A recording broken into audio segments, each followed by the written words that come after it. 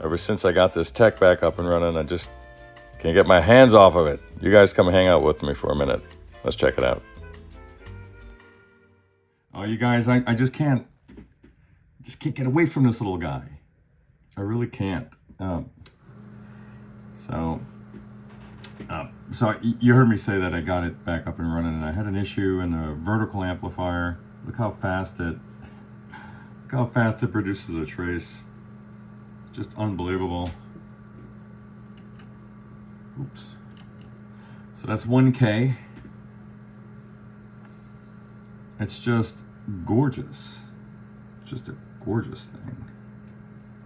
And then it's really hard to pick up on a camera, but that's the graticule scale illumination. It's just, wow, just a beautiful little scope.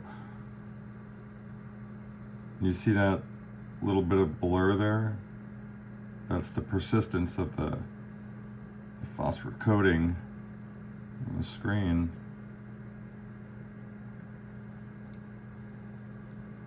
That's 400 hertz right there, and it kind of messes with the trigger, and I would have to adjust the trigger there.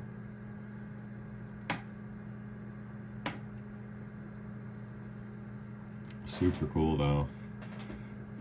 Super cool. It has a hard time capturing the rise and fall. So that's why you don't see the lines connecting the square wave there. See if we can zoom in on it a little bit. Kind of tough to get in there.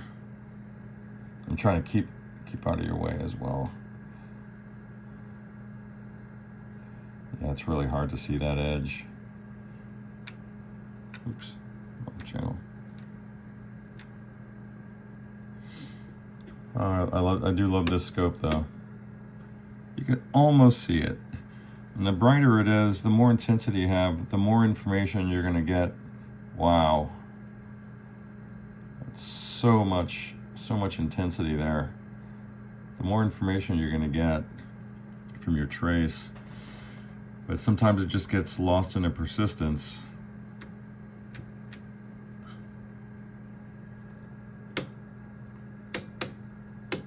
Yeah, it's beautiful. Beautiful little scope. We can mess with the delay.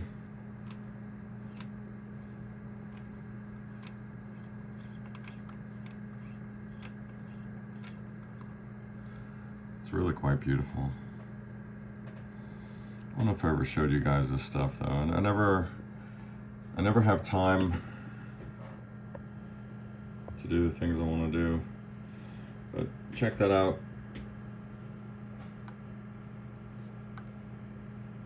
See how it moves? See that outer ring?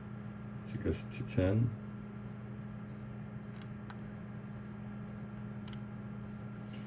This lets you inspect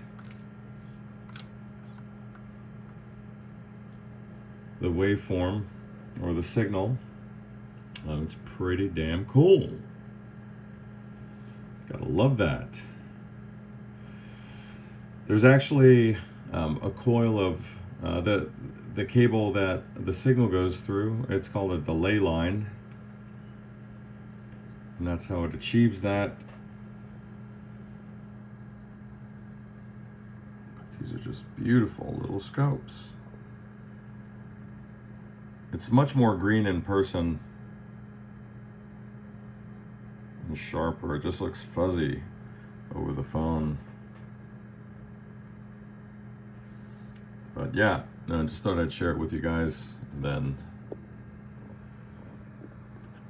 I just whipped up some little test leads for this guy because it's got the binding post and female banana plug up top here.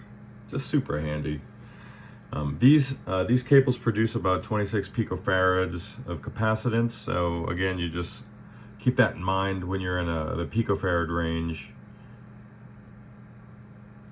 That's gonna if you're in a sensitive part of the circuit where, you know, 10 picofarads is going to make a difference. That's just something you have to keep in mind.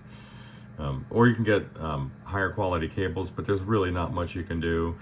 You get to the point where you just have to have done it so many times that you know by ear what the right value is when it comes to a value that small. But I just find it so hard to step away from this particular scope.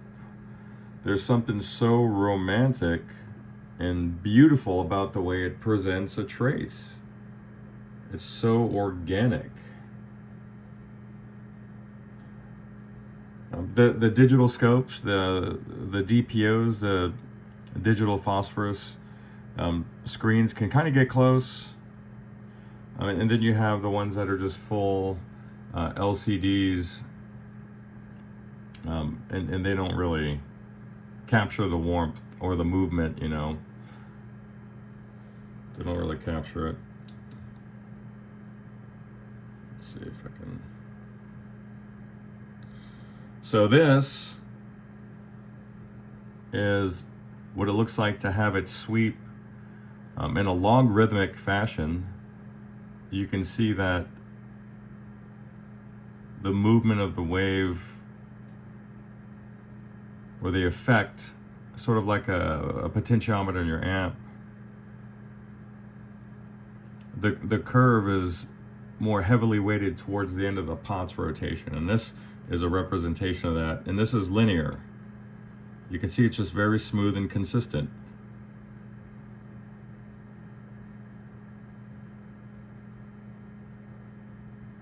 Oh, that's beautiful. Anyway,